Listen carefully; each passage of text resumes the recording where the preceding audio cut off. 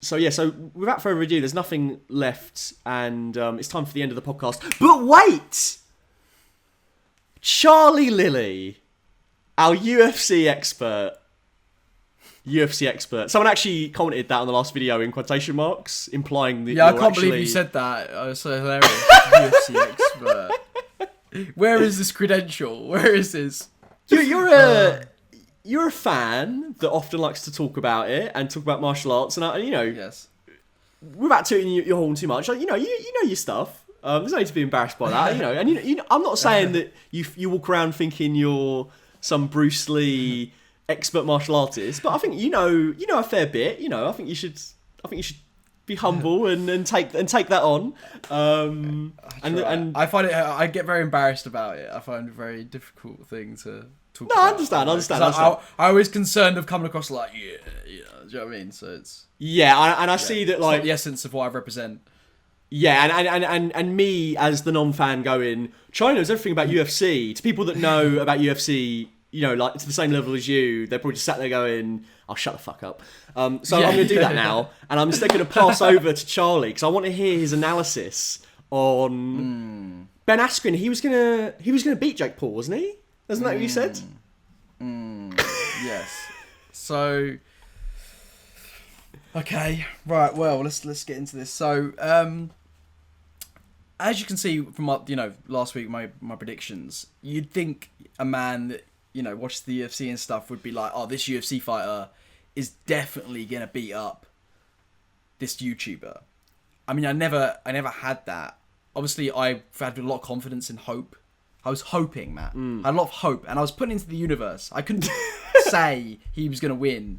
I couldn't say Jake Paul was gonna win because I didn't want it to be true. You know what I mean? I wanted Askren to beat his ass. You know what I mean? For what it represents as a whole, because what I was afraid of, and it's not happened as bad as I thought it was, but it's kind of is happening, is that people would start to question the legitimacy of mixed martial arts fighters, and it hurts my heart, Matt. It hurts my heart for people because.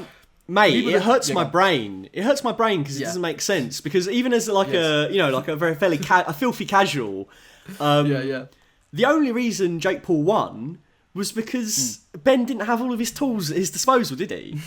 He would have grappled him to the ground and it would have been fucking over. But no, Jake Paul had to move the parameters in such a way that he would have the advantage. And then he won. Ben Askren got back up. He was ready to continue that fight. Yeah. I mean, regardless of whether you believe that, Jake Paul would have got... even if Ben Askren got up, then Jake Paul would have knocked him out again, maybe. Yeah. I think the fact that they stopped it after he got straight up, I think is pretty disgusting. I think in any other boxing fight, they would allow that. Literally, Tyson Fury, when he fought Wilder, he got knocked out, and I thought he was dead. Like, he was like this. And then it's still one of the most magical moments I've ever seen in all of combat sports. And something hit him and he just gets up like The Undertaker and just fucking... and then wins the rest of the fight. Like, that blew my mind, right? But the fact the ref gave him that opportunity to do that. Do you know what I mean? He gave him the opportunity to do that. And that's the rules of boxing. The fact that, he went down, he got up on like 7.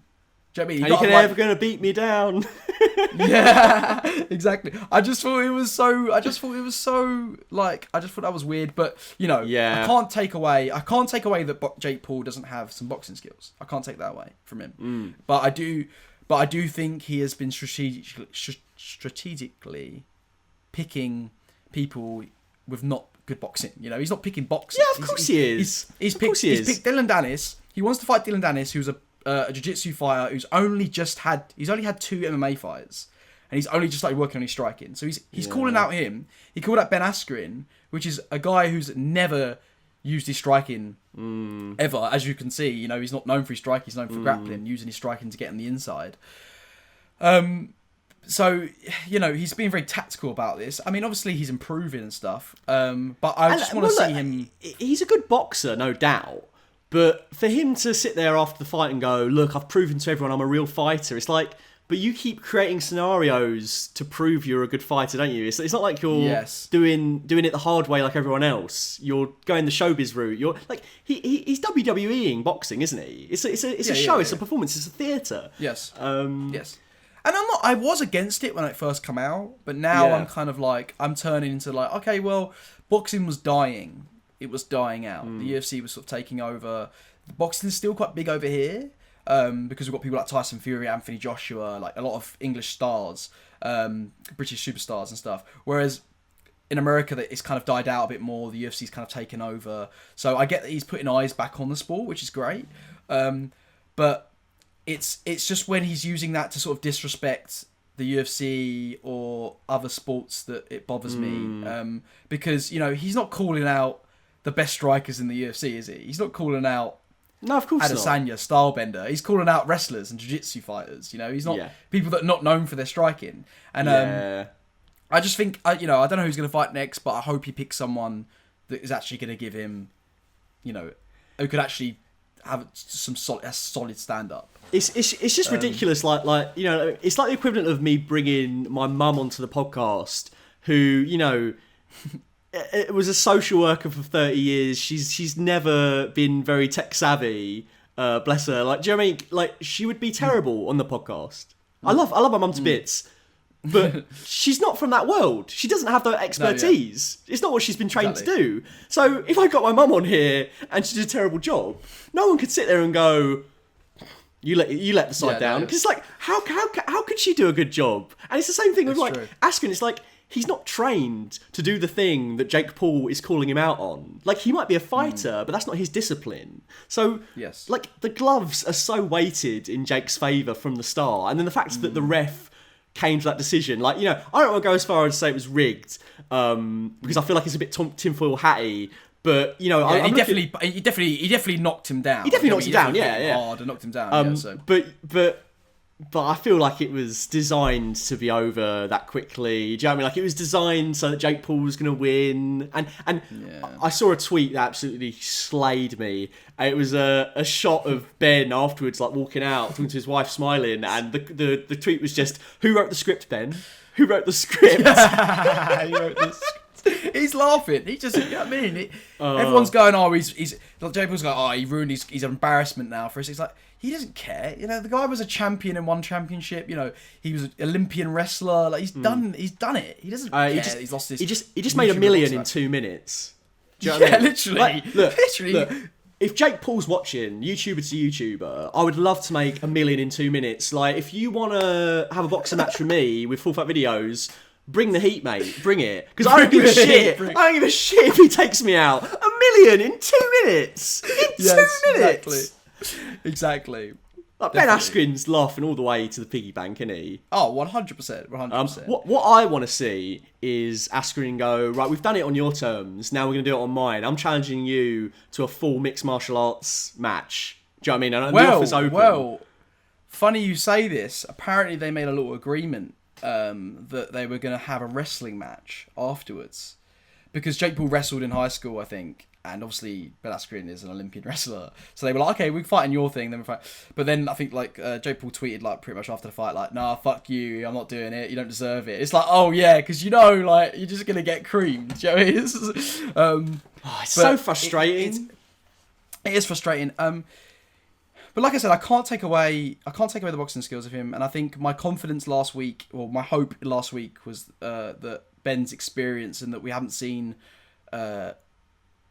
Jake go through any adversity, that would be the way that Ben Askren could win. Yeah, I never believed for a second that his boxing skills were better than Jake's, from, you know, seeing the pad work, seeing the sparring and stuff, watching Ben Askren in the UFC. But my hope was that he could push him into the later rounds enough to, you know, to make him be like, oh shit, okay, I've got to do a bit more. This is a different level when you fight professional. But yeah, it didn't happen. And anyone gets a shit with a shot like that is going to go down pretty much. It was very well placed. You know, he hid his hook, his cross, I think it was, with his jab. So it kind of, you didn't see it. If you watch the slow-mo, you can see Ben's face is not seeing it because he hid it with the jab. Textbook boxing, but yeah, I mean, it is frustrating because, you know, like Pete Davidson said, and Pete Davidson was the MVP of the whole show. He had to be in tears. Like when Ben come out with his transformer, like before he come out, he went, ladies and gentlemen, things are about to get a whole lot dumber. And he was so bright. This gigantic robot comes out. Like, what is going on? Snoop Dogg and like Mario Lopez and all the commentators are like high and drunk and they're talking nonsense. Like, it was just the weirdest show I've ever seen. It was a complete clown show. It was so weird. Like Oscar De La Hoya's there, like drunk and calling people out. It was so weird. It was very weird. But as Pete Davidson said, he said, no one wants to see this guy win, really. Who apart from a bunch of his 12-year-old boys. Yes, he doesn't seem like a good person, and he doesn't represent. I know he's trying to do that Conor McGregor thing of creating this character of calling the shots and stuff. But the difference with that is, and obviously that gets you quicker up the ladder. But the difference with that is that after every single fight with Conor McGregor, you'll see him hug his opponent, give respect, and say nothing but sweet words about them after the fight because it's not his business. Not only that. He's grassroots, isn't he? He's grassroots. He's worked his way up. He came from relatively little to become that fighter, and he's trained in multiple disciplines. Do you know what I mean? He's done the work, and it's always frustrating to see someone like Jake Paul, who's always had all these resources at his disposal, and his ability to garner attention because of the stupid and nasty things he does. Have allowed him to get to this position where he can be trained. Like you said, he was getting trained in boxing by someone really talented before the fight. You told me the other day.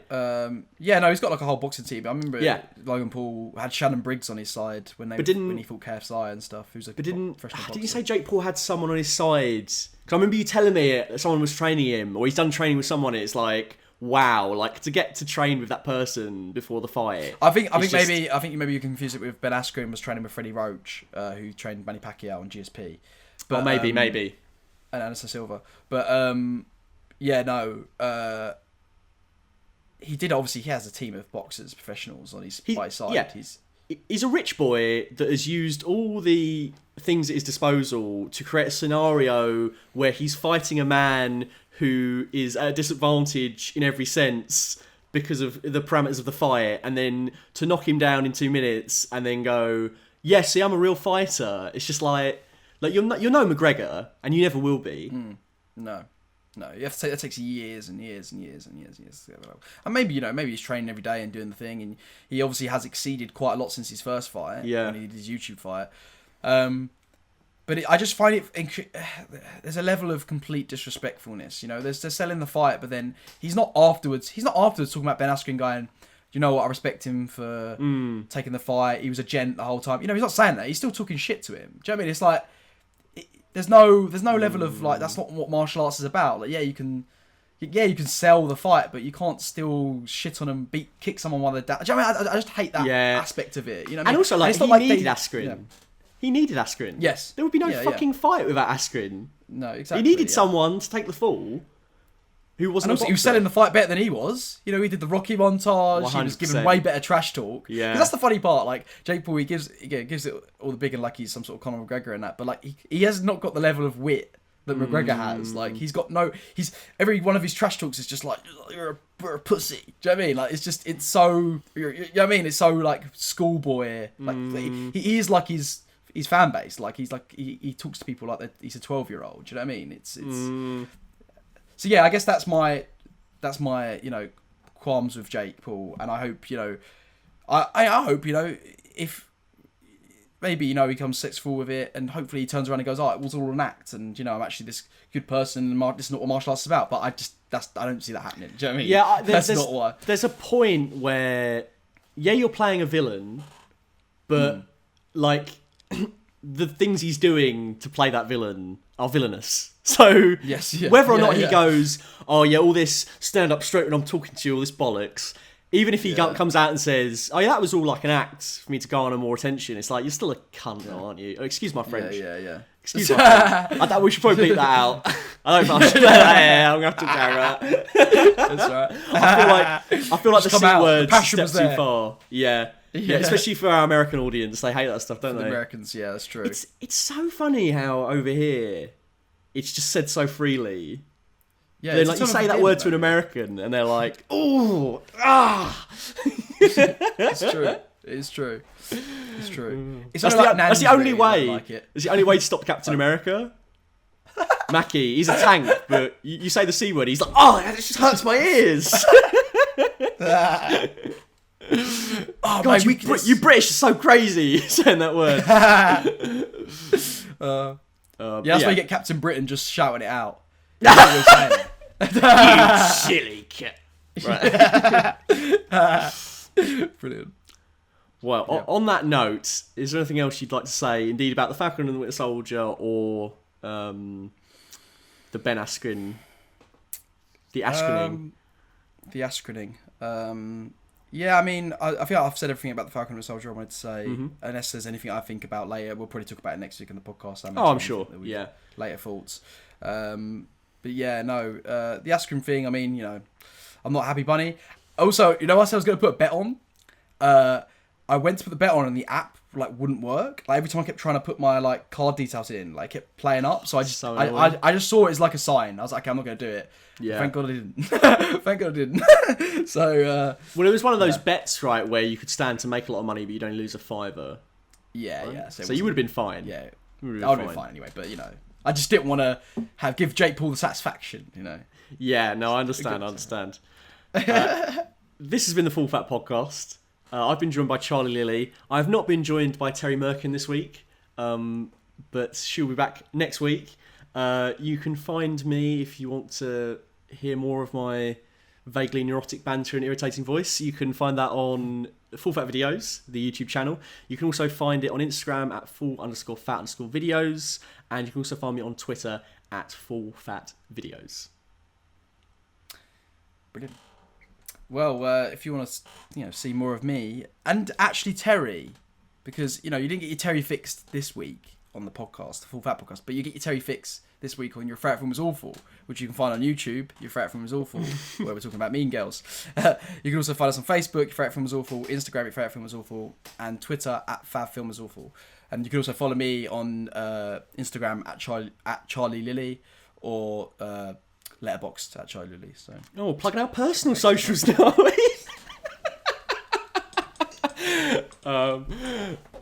This has been the Full Fat Podcast. Anthony Mackie is Captain America, and he is. May he reign for a long time. May he fly over the skies, chucking that shield around, chucking that frisbee left, right, and centre. Yeah, we'll see you guys next week.